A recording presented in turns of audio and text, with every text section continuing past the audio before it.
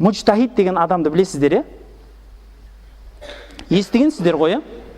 Оның дәрежесі, білімі. Имам Абу Ханифа мужтахид ғалым.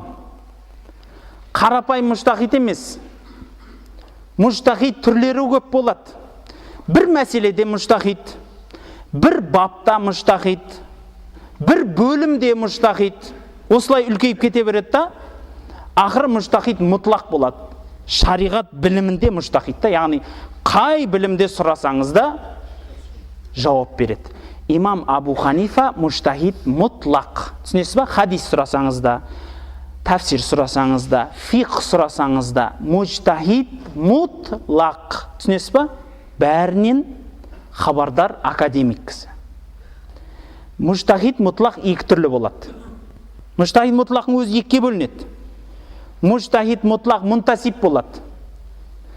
Ол мұнтасип дегені бір белгілі бір, өзі мужтахид мұтлақта, бірақ белгілі бір ғалымның усулын, яғни үкім шығару әдісін, шариғат болса, сол шариғаттан үкім шығару әдісі бар ғой, сол әдісті мақұл көріп, соның соңынан ерген адам да. Яғни ол да мужтахид та, бірақ ана кісінің әдісін көрді да, менің де ойым сол деді, соған қосыла салды да. Ол ерікті да, бірақ ананы да ұстана салды. Мұнтасип дейді. Екіншісі мужтахид мұтлақ мұстақил. Бұл кісі егеменді мұтлақ мужтахид. Бұл кісі бір кісінің усуліне бағынбайды. Усул дегеніміз шариғаттан заң шығару әдісі. Сол шариғаттан заң шығару әдісінде ерекше кісі да. Өзінің жолы бар. Имам Абу Ханифа мужтахид мұтлақ мұнтасип. Біріншіден. Бұған барлық замандас ғалымдарда, кейінгі ғалымдарда бұған куә. Екіншіден, имам Абу Ханифа сәләф. Табиин ғой өткені. Үшіншіден, имам Абу Ханифа бір үлкен мазхаб жетекшісі. Бұлай айтқанда, исламда пәлен миллиард халық болса, 2 миллиардқа жуық халық болса, соның 50-60% осы мазхабта. Түсінесіздер ма? Оңай тірлік емес, қалған бәр қалған мазхабта. Шариғат мазхабын. Осы 60% халықтан қанша білімді адамдар шықты кезінде де, бұрынғы кезде де. Егер сол дұрыс емес болса айтар еді ғой, қанша ғалымдар шықты. Мен қарапайым айтам, имам Ахмадты салыстырып айтам. Ибн Жарир Табариден сұрайды. Имам Ахмад кім деген кезінде, имам Ахмад жай ғана мұхаддис.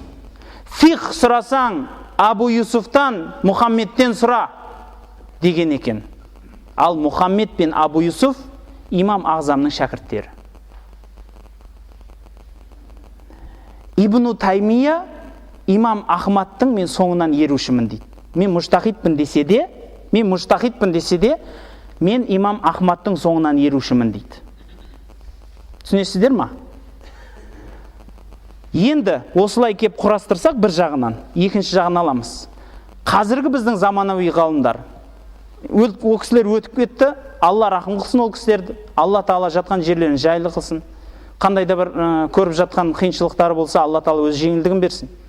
Ибн Баз, рахматулла алейх, Альбани, Усаймин сынды ғалымдар, ғалым, бірақ мужтахид мұтлақ емес қой. Түсінесіз ба? Енді Ибн Таймия айтады. Мән балаға минкумун назар, сіздердің қайсы біріңіз ижтихадқа шамаңыз жетсе, ижтихад қылсын дейді. Фәл яжтахид дейді. Ижтихад қылсын дейді. Біреуге ермесін дейді. Бірақ егер олай болмаса, фәл юқаллид деп айтады кітабында. Біреудің етегінен ұстасын дейді, тақлид қылсын дейді. Түсінесіз ба? Мазхаб ұстасын деп айтады. Мужтахид ғалым мазхаб ұста деп айтып отыр. Түсінесіз ба? Бірақ кейбір бауырларымыз Ибн Таймия деп сонша көтереді да, бірақ дәл сол сөзін алып тастайды. Білмеймін неғып екенін. Түсінбеймін. Сонда енді анаусын алады да, мынаусын алып тастайды. Өзінің қалағанын істейді ма, енді білмеймін, оны түсіне алмадым мен. Бірақ менің білетінім, қандай мұжтахид ғалым болса да, мысалы барлығы айтып келген. Соңында мысалы мынау жұрттың бәрі естіп жүрген анау Ринат деген татар жігіт бар. Сол кісі де сол жігітті айтып жүр. Мазхаб ұстау туралы сұрақ қойғанда айтады. Құранның аятын келтіреді, егер білмесеңіздер, білушілерден сұраңыздар деп айтады. Мысал келтіреді. Жақсы мысал да, бірақ енді кейіншелік сол мазхаб ұстанбауға біртүрлі былай қылып келтіреді. Енді менің сол бастамасына риза болып қосылғаным расында да, кім шамаңыз жетпесе, мысалы Құранды ашып беріп, мынау аят насих, мынау мансух, мынау үкім аяты, мынау басқа аят, мынау аяттың бәрін пістеше шақтасты, мынау күндіз түскен аят, мынау түнде түскен аят, мынау сапарда түскен аят, мынау меккелік, мынау мәдиналық, мынау сүре меккелікті, мынаның ішіндегісі бір аяты мәдиналық, мынау мынандай, мынау анадай деп Құранны шашып тастай алсаңыз, хадисті қойып қалса, мынау хадис мына жерде айтылған, мынау хадис мынау, одан бұрын мынадай хадис келіп, мынадай талас болған, бұған мына ғалым былай деген ғалымдардың арасынан мынадай үкім шығып, сол үкімге былай жауап болады. Бірақ басқа ғалымдар бұған таласқан сияқты бір хадис осылай талдай алмасаңыз, сол талдаудың ішіндегі әрбір иснаттағы адамның тарихын айтып бере алмасаңыз, мынау адам мына жақта туылған, былай әдеттері болған, мынадан естіген, мынадан естімеген десеңіз, ондай дәрежеде білім жоқ па? Онда білетіндерден сұраңыз дейді. Дұрыс айтады да? Яғни сіздің біліміңіз жоқ па? Онда білімділерден сұраңыз. Бірақ білімділер де түр-түрі бар ғой, оларда вестеріне бөлінбей ме категорияларына? Хиляк разрядник болады. Жаңағыдегі біз сияқты дым білмейтіндер жығып жүрген разрядниктер болады. Сосын одан сәл жаңа 3-4 разряд кете береді. Бір уақытта анау КМС болады, мастер спорт болады, ЗМС болады. Кете береді, дұрыс па? Ары қарай, соның ішінде бір тяжеловестер болады, супер тяжеловестер. Ол уже анау күш атасын танымайды дейді ғой, ол кісі қарамайды ол. Екі адамсың ба, бір адамсың ба, бәрін алып жығады ол. Дәл осы сияқты ғалымдар да бөлінеді ғой өзінің дәрежесіне. Имам Альбани доктор ғалым кісі, белгілі бір істерінде мұхаддис, белгілі бір істерінде фақих, ғалым, бағалаған ол кісіні халық, бірақ мұжтахид емес, кейбір істерде ижтихад қылды, шамасы жесің, альхамдулилля, бірақ мұжтахид мұтлақ емес қой, түсінесіз ба? Мұжтахид мұтлақ еместігіне сол заманда ғалымдардың бәрі куә ол кісінің. Мұжтахид болса мұжтахид, бірақ мұжтахид мұтлақ емес, түсінесіз ба? Яғни мазхаб шығар, мазхаб егесі бола алатындай. Бірақ менің айтатыным, егер сіздің алдыңызда выбор тұрса, қай ғалымның соңынан ерем десеңіз, бір теңіз ғалым тұрса, мұжтахид мұтлақ ғалым тұр да, түсінесіз ба? Сонан соң қарапай мұжтахид тұр. Қайсынан сөзін естесіз? Қайсының сөзін ұстанасыз? Айтыңызшы. Қай ғалымның білімі жоғары? Өзіңізде мысалы ана уағыз тыңдағанда сөйтіп тыңдамайсыз ба, я? Ой, ана пәленше айтамайды ол. Ол білімі төмен ғой. Төленше жақсы айтады. Оның білімі жоғары. Сіз сол кезде таңдап отырсыз ғой, дұрыс па? Неге енді естетін ғалымдарды да дәл солай таңдамайсыз? Мына кісі ғалым дұрыс, бірақ оның білімі төмендеу ғой, түсінесіз ба? Ибн Баз, мысалы, қандай ғалым болса да, ол мұжтахид мұтлақ емес қой. Өйткені өзінің жаңағыдегі комитетін шығарған кезінде, тұрақты фатуа комитетін шығарған кезінде, сол жерінде айтылып қойған өз.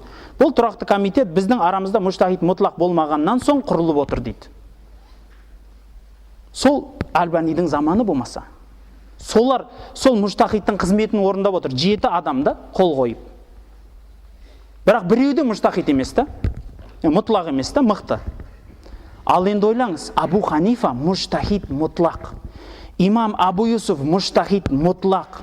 Имам Мухаммад Хасан Шайбани мұжтахид мұтлақ. Имам Зуфар мұжтахид мұтлақ. Бір мазхабта 4 мұжтахид мұтлақ бар, біреу емес. Түсінесіз ба, қандай нәрсе бар? Ірілері бұлар. Одан майдалары қаншау? Шейх Рози бар, мұжтахид мұтлақ. Ибн Абидин бар, мұжтахид мұтлақ. Айта берсеңіз келе береді. Әр мазхаб осылай. Имам Ахмадтан да келеді, имам Шафиидан да келеді, имам Маликтан да келеді. Бірақ сіз ұстанатын ғалымдарды солай ғана бағалаңыз.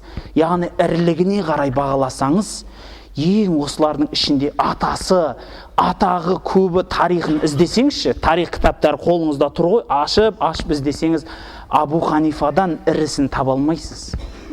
Абу Ханифадан артығын таба алмайсыз.